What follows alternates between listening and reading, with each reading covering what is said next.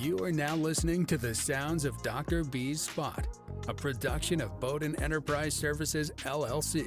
Join the podcast where love and life topics are discussed surrounding spiritual connection, relationships, finance, and becoming a better you through elevation. And now, here's your host, spiritual advisor and behavioral health clinician, Dr. B.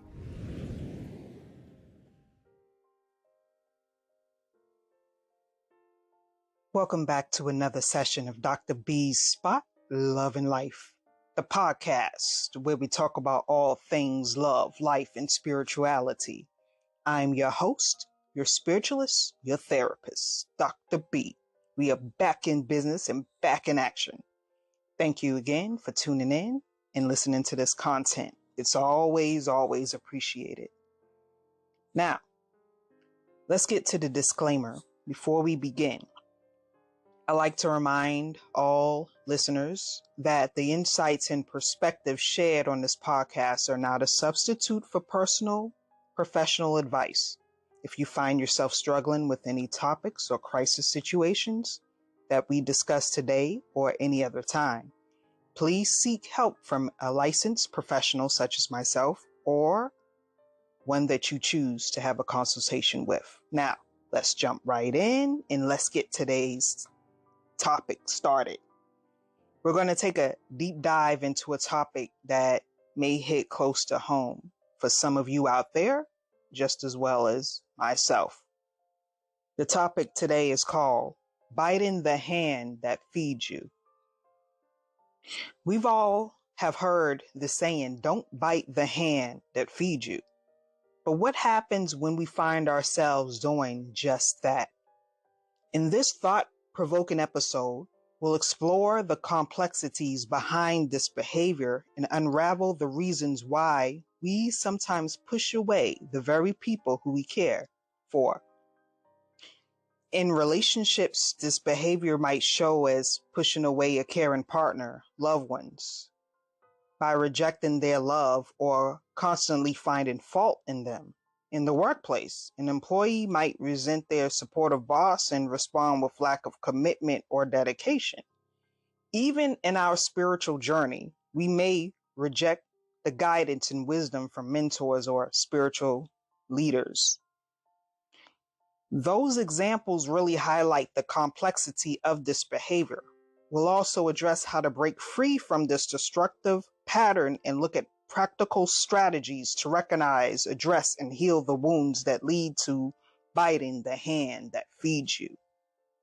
Relationships can be both beautiful and challenging at the same time, whether it's a romantic partnership, a friendship, or even a family bond. We often find ourselves taking those closest to us for granted. But why? Sometimes people have underdeveloped tools for coping with past pain and hurt. This is a recurrent behavior that can strain even the most cherished relationships. These things can be deep-seated emotions of fear or simply a cry for help. It's been said in studies that some of the closest people to you are the ones who take the brunt of their pain out on you. Many folks take out their issues on those that they love and care about, and in return, those hurt people also hurt people. This causes a breakdown in relationships and self-destructing behavioral patterns and sabotage. Dysfunctional patterns such as ridiculing someone, pointing blame at others, harsh words, short temperament, agitation, yelling, misplaced attitudes, seeing unclearly, meaning distorted views, unfair judgment, etc., takes time to build, which is why it takes even more time to heal. We're stacking lifelong blocks on top of more blocks. We're adding in detours, new roads, but yet creating chaos. If we haven't yet cleared the roads behind us, how does one actually break the cycle? In order to do this, they would have to recognize their part through acknowledgement, accountability, and then decoding past circumstances, all with guidance from a therapist. that can help unfold lingering issues and map a plan from past, present, and future with you. Some people think they can do it on their own. That's where they mess up at. But what happens is that they have trigger breaks that become repetitive behaviors. Now, when I say trigger breaks, I'm talking about someone who tries on their own to fix their own issues. But see, what happens is just a time limited patch before the next episode that triggers them back to the same behavioral patterns that they actually thought were fixed on their own. Then they press the button to start all over again. And guess what? The saga continues. I'm saying it's not impossible to heal yourself, but it also takes a lot of work. Life can be a roller coaster, and sometimes we find ourselves in situations where we unconsciously harm those who have supported us the most. Now, do you actually think that you have the proper tools to come out of darkness alone and step into the light? It's like taking a fork trying to eat soup when you know you need a spoon. What does that metaphor look like to you in your life and the others around you? A process with a professional helps you to break down the barriers that are and was hindering you in life to make moves and heal in a healthy, positive way. A guided path with someone helping you with a plan is always better than not having a plan. Now, am I right about that or what? Think about it. Personally, I'd rather be around someone leading the way that has taken the route hundreds of times that is actually qualified than someone who isn't. Then all you would have in this situation is two people going in opposite directions and bumping heads without direction, without proper execution. Everyday stressors and responsibilities can overshadow the need for ongoing appreciation and acknowledgement of the people who play significant roles in our lives. Additionally, societal norms may foster a sense of entitlement within relationships, making us feel entitled to the love and support of those closest to us without consistently reciprocating. Now, imagine a well-worn sweater, warm, familiar, comforting. That's often how we feel love, how we feel love with our loved ones. Now, their presence becomes so ingrained in our lives that we may stop actively appreciating them because it's so familiar to you that you overlook in certain things. This is called a comfort trap. It's a comfort trap that lulls us into a state of unconsciousness where their love and support become an unexpected backdrop rather than a cherished gift. Who wants to feel like something discarded rather than appreciated? Our brains are wired for novelty. We're drawn to new experiences and people, which can overshadow the constant, reliable love of those close by. Like a shiny new toy, the excitement of the unfamiliar can temporarily eclipse the enduring value of what we already have. So then we take for granted those who have been riding with and for us. At times, societal pressures fuels a comparison game, making us focus on what others have, often overlooking the unique love and support we receive from our own circle. This constant comparison breeds discontent and undermines our appreciation for the irreplaceable connections that we hold. This comes off to our loved ones as, guess what? Ungrateful and insensitive. Now, again, remember, we should appreciate those closest to us. It isn't just about feeling good. It strengthens our relationships. It fosters deeper connections. It creates a more fulfilling life for all involved. So breaking free from those you love for granted, taking those that you love for granted and biting the hand that feeds you is a trap that you should look at. What trap are you setting for yourself when you do that? You should be able to nurture the precious bonds that help enrich in your life. You should be appreciating the loved ones every day in every way.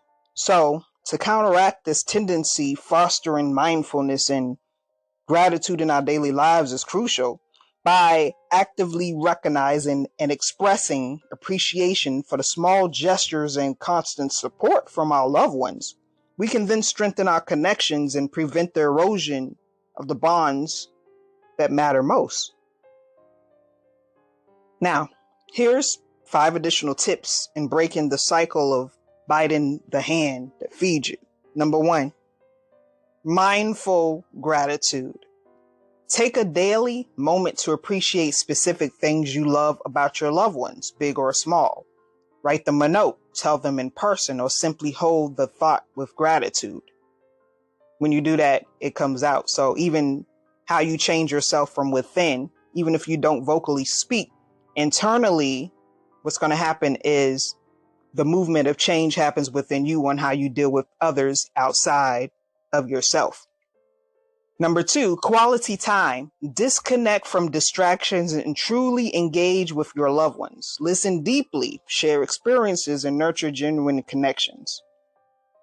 Number 3, express appreciation. Don't assume they know how you feel. Verbally express your appreciation for their presence, their actions, and love. 4, celebrate the ordinary. Find joy in everyday moments together, turning routine into treasured memories. Number 5, empathy and perspective. Remember, they have needs and feelings too. Take their perspective, offer support, and show you care. In our fast-paced lives, we do often find ourselves taking those closest to us for granted. This phenomenon can be attributed to a combination of familiarity and expectations. As we grow accustomed to the presence and support of our loved ones, we may unconsciously assume their continuous availability and understanding. This attitude shows no regard to others' feelings in this situation and may make your actions seem selfish and unempathetic. This sense of security mechanism that a person may invoke can lead to complacency in our interactions, causing us to overlook the effort and sacrifices they make for us. Don't you think it's time to mend those broken bonds and build a stronger, more fulfilling life surrounded by genuine love and support? Wouldn't you like to foster healthier, more loving connections with your loved ones? Together, we can overcome these challenges and nurture the love and support that surround us. It's time to turn the page on this self-defeating behavior and embrace the opportunities for growth and gratitude that lie ahead. In love and life, there are moments when we feel compelled to challenge the very support system that sustain us, whether it's questioning the intentions of a loving partner, defying societal expectations, or even rebelling against our own established norms. We can find ourselves dangerously close to biting the hand that feeds us. Remember, understanding and empathy can go a long way in mitigating conflicts and finding harmony. Additionally, practicing self-compassion and embracing vulnerability can lead to profound healing. Embracing vulnerability and seeking professional help can be transformative. Some key takeaways is often a defense mechanism, a reaction to past wounds or fears. Approach yourself with kindness as you would a friend. Acknowledge your emotions and be open to seeking help when needed. By breaking free from this pattern, we can cultivate healthier relationships and nurture our personal growth. Don't forget, the first step is self-awareness. Recognizing that we engage in this behavior is crucial. From there, we can explore the underlying emotions and beliefs driving our actions. Seeking support from a therapist or counselor can be incredibly helpful in this process. Remember, we can get through this together. Contact me for a consultation at bowdenenterprise.com. This is Dr. B signing off. Stay tuned for more empowering episodes, and I'll catch you next time. Be blessed with less stress. Much love, Dr. B, and I'm out. Join us next time at Dr. B's Spot, where we dive into the real deal of love and life by tapping into your body, mind, and spirit. Don't forget to like, rate, and comment on each podcast that we drop. For all upcoming shows, reach Dr. B and all she has to offer on BowdenEnterprise.com and social media outlets under the moniker Bowden Enterprise Services. Peace and blessings to you and yours. We are out.